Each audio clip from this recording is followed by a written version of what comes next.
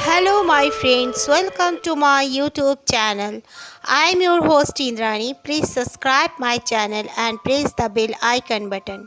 Friends, मैं God से pray करती हूँ मेरे जितने भी लिसनर्स हैं, सब्सक्राइबर्स हैं, गॉड उनकी हर अच्छी मनोकामनाएं पूर्ण करे।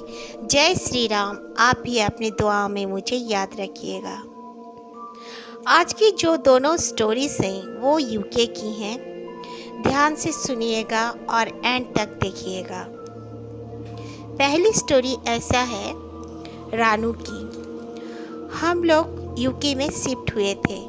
शिफ्ट होने के बाद पापा ने तो अपनी नौकरी करना चालू कर दिया, मॉम को भी एक जॉब मिल गया, बट मेरे भाई को कोई जॉब नहीं मिला। मेरा भाई भी जॉब करना चाहता था, वो बस 12th तक ही पढ़ा था, वो आगे की पढ़ाई नहीं करना चाहता था। पर पापा के पास इतने तब पैसा नहीं था जो वो उसके कुछ बिजनेस कर दे। इसीलिए भाई को कोई छोटा मोटा काम ही करना था। भाई ने एक स्टोर में काम कर लिया और फिर सुबह से शाम तक भाई वो स्टोर में काम करते, करीब करीब 4 बजे तक। उसके बाद भाई ने कहा कि एक प्लेस है जहाँ पर एक वॉचमैन की ज़रूरत है। ज़्यादा देर तक वॉचमैन गिरी नहीं करना पड़ता है, करीब करीब बस 3-4 घंटा ही करना पड़ता है, उसके बाद मैं घर आ जाऊँगा। पापा ने उन्हें मना भी किया, लेकिन उन्होंने कहा कि नहीं पापा, मुझे कुछ दिन के लिए करने दीजिए। भाई चले गए। वहाँ पर करीब करीब 50 या 60 ही घर थे, वो भी काफ़ी दूर दूर में हो रखे थे। भाई को एकदम पहला छोर से एंड छोर तक 2 बार 3 बार घूमना होता था, उसके बाद भाई घर आ जाते थे।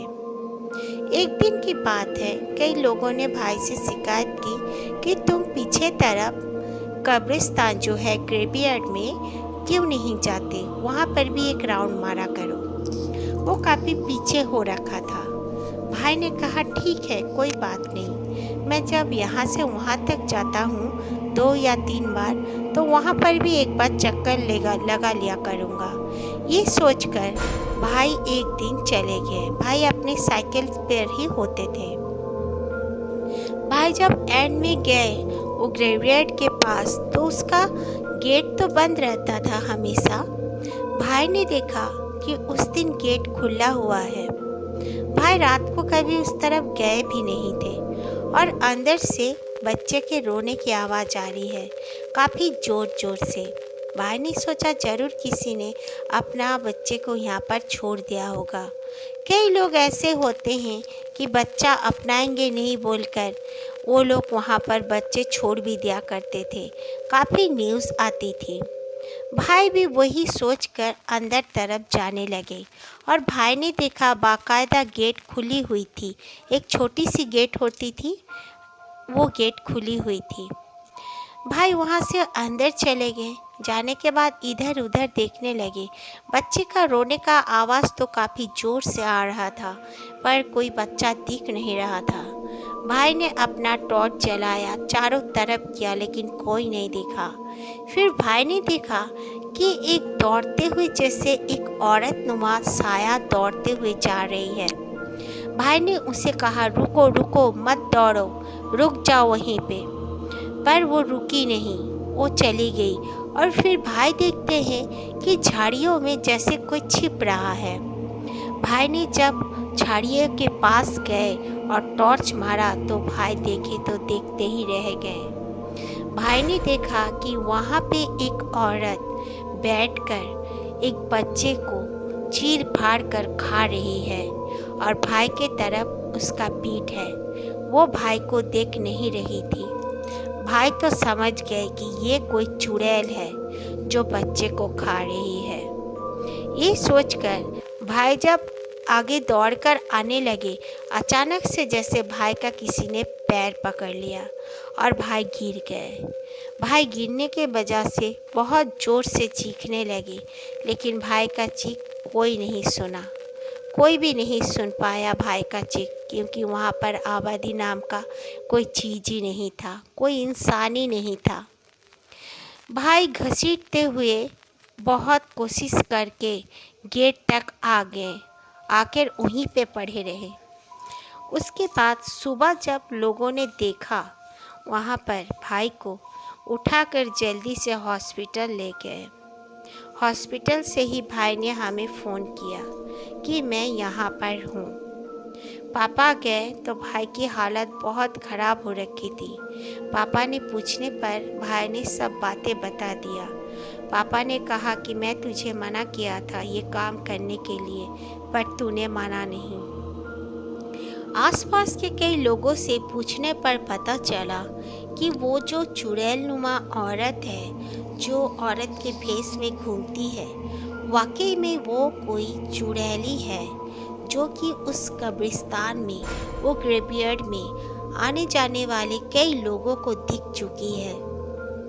यही नहीं, वो जो मखलूक है वो कई लोगों पे हमला भी कर चुकी है, कई लोगों की मौत भी हो चुकी है। लेकिन भाई पे भगवान का आशीर्वाद था जो मेरे भाई बच गए। लेकिन एक मेरे भाई के साथ बहुत बड़ा प्रॉब्लम हो गया। भाई का पैर खींचने के वजह से मेरे भाई का हड्डी टूट गया था, और हड्डी तो ठीक तो हुआ है, लेकिन मेरे भाई अभी भी ठीक से नहीं चल पाते। उस पैर से वो लंगड़ा कर ही चलते हैं। ये सेकंड स्टोरी है महिमा की। महिमा बताती हैं कि वो रोज़ ड्राइव करके अपने ऑफिस से घर आना जाना किया करती थी। उनका ऑफिस घर से काफ़ी दूर था, लेकिन उनको आना जाना करना ही पड़ता था। उनकी माँ और वो दोनों एक साथ रहते थे। उनकी माँ का ही वो घर था। एक रोज़ की बात है, उनका एक फ्रेंड ने उन्हें कहा कि तू मेरे बर्थडे में आ जा। वो मना भी नहीं कर पाई, बहुत अच्छी सहेली थी, तो उन्होंने कहा ठीक है, मैं आ जाऊंगी, और वो बर्थडे के लिए चली गई। जाने के बाद बर्थडे अटेंड की, पार्टी बहुत ही शानदार थी। उसके बाद पार्टी होने के बाद वो अपना घर आने लगी। लगभग तब 12 साढ़े 12 बज चुका था। उन्होंने कहा भी जिनके घर वो गए थे कि तेरा घर काफ़ी दूर है, तू मत जा। लेकिन वो बोली नहीं, मेरी मम्मी अकेली रहती है, और मेरी मम्मी का आजकल तबीयत भी कुछ ठीक नहीं रहता, मुझे जाना ही पड़ेगा। इस वजह से वो चली आई। वो निकल पड़ी। आते आते उन्हें एक बहुत ही सुनसान रास्ता से गुजरना पड़ता था, जबकि वो रास्ता एक हाईवे था, बट बहुत ही सुनसान होता था। लगभग 1 घंटा वो सुनसान रास्ता पड़ता था। अचानक से लगा जैसे उनको उनके गाड़ी के आगे में कोई आके खड़ी हो गई। वो ब्रेक दबाई तो देखा कोई नहीं है। फिर इधर उधर देखने के बाद उन्हें बहुत ही धीरे धीरे जैसे दूर से किसी बच्चे का रोने का आवाज़ आने लगा। इस बच्चे की रोने के आवाज़ की वजह से वो बहुत डिस्टर्ब हो गई कि आबादी से दूर इतने जंगल नुमा रास्ता में कौन बच्चा रो सकता है। उन्होंने अपना दरवाज़ा खोलना ही चाहा तो उन्होंने देखा कि उनके ऑपोजिट साइड के ग्लास में कोई नॉक कर रहा है। उन्होंने देखा तो बहुत ही खतरनाक औरत थी। वो बिल्कुल गंदी टाइप की थी।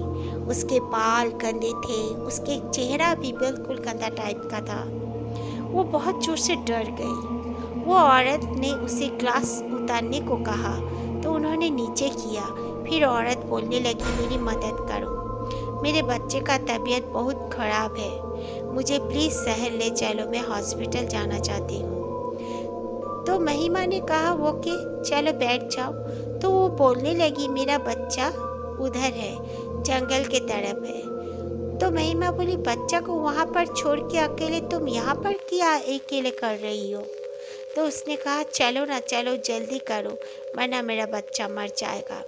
तो महिमा सोची कि ठीक है, एक औरत है, गरीब है, भिखारन होगी, इसीलिए वो उसके साथ पीछे पीछे चलने लगी। जाते वो औरत जो थी वो एक वाइट कलर का गाउन पहनी हुई थी। वो गाउन बिल्कुल गंदा हो चुका था और उसके पैर भी नहीं दिख रहे थे तब तक। वो उसके पीछे पीछे चलने लगी। कुछ दूरी जब वो पीछे पीछे चलने लगी, फिर धीरे धीरे देखी कि उसके पैर बिल्कुल उल्टे हैं और उसने सुन रखा था कि चुड़ैलों के पैर भी उल्टे होते हैं। वो दौड़ती भागती हुई अपने गाड़ी के पास आ गई तो वो चुड़ैल चीखने लगी, चिल्लाने लगी।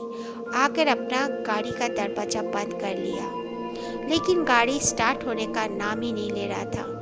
उसे चाबी ही नहीं मिल रही थी, चाबी जैसे उसके पास से गायब हो गया हो। वो चारों तरफ देखी पर उसे चाबी नहीं मिला। फिर फ़ोन का सिग्नल आ रहा था गॉड प्लेस। उसने जल्दी से पुलिस को फ़ोन किया और फ़ोन करके पुलिस को बुला लिया। पुलिस लगभग आधा घंटे में ही आ गई। वो तब तक भगवान के नाम लेकर गाड़ी में ही बैठी हुई थी। वो पागल औरत या चुड़ैल उसके गाड़ी के इर्द गिर्द घूम रही थी और मुंह में कुछ बड़बड़ाए जा रही थी और एक एक बार बोल रही थी, मेरे साथ चलो वरना मेरा बच्चा को खून मैं कैसे पिलाऊंगी। पर वो कुछ नहीं सुन रही थी, वो बस रोए जा रही थी महिमा। फिर देखी कि पुलिस का सायरन का आवाज़ आया तो उसके चैन आया और उसने देखा कि 2-4 पुलिस आकर उसके दरवाजे पर नॉक किया है। उसने जल्दी से खोला और पुलिस पे लिपट गई और बोली कि मेरे साथ ऐसे ऐसे हुआ है।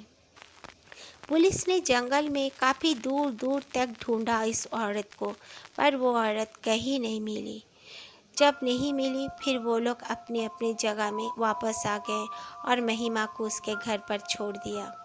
उस दिन से महिमा ने तौबा कर लिया कि मैं इतनी रात गए कभी भी किसी के पार्टी में भी आना जाना नहीं करूँगी। अगर रात हो गई रहेगी तो मैं वहीं पे रह जाऊँगी। महिमा बताती है कि आज भी अगर वो बात उनको याद आ जाती है तो उनको रोना आ जाता है और वो बहुत डरती है। इसीलिए हर किसी के लिए उन्होंने एक मैसेज भी दिया है कि दोस्तों, ज़िंदगी बहुत बड़ी होती है। अपने यंग टाइम में उसे इतना सस्ता समझकर इतना भी ब्रेवनेस नहीं दिखाना चाहिए। अगर आप रास्ते में अकेले जाते हो तो इधर उधर कोई आवाज़ पाकर या तो कोई औरत को गरीब दुखी समझकर उसके साथ भी मत जाया करो। गॉड तुम्हारा सेव जरूर करते हैं, लेकिन गॉड ने भी नहीं कहा है कि किसी को भी कभी भी कहीं भी चले जाओ मदद करने के लिए। Okay, thank you friends. अगर आप लोगों को मेरी ये दो स्टोरी अच्छी लगे तो प्लीज़ लाइक कर देना। और बाय द वे, कल जिन लोगों ने मेरा फीडबैक दिया था मुझे, मैं उन लोग की नाम अनाउंस करूँगी। उनका सबसे पहले नाम है हनुमान राम जी, और सेकंड सुनो कहानियाँ, third India hub story channel जो है इंडिया हब, और फोर्थ है शुभम, शौर्य, देव, वकील कुमार। बहुत बहुत थैंक यू, आप लोगों ने मुझे अपना फीडबैक दिया है, मुझे आप लोगों ने सपोर्ट किया है। भगवान आपकी रक्षा करे। Take care my friends. जय श्री राम।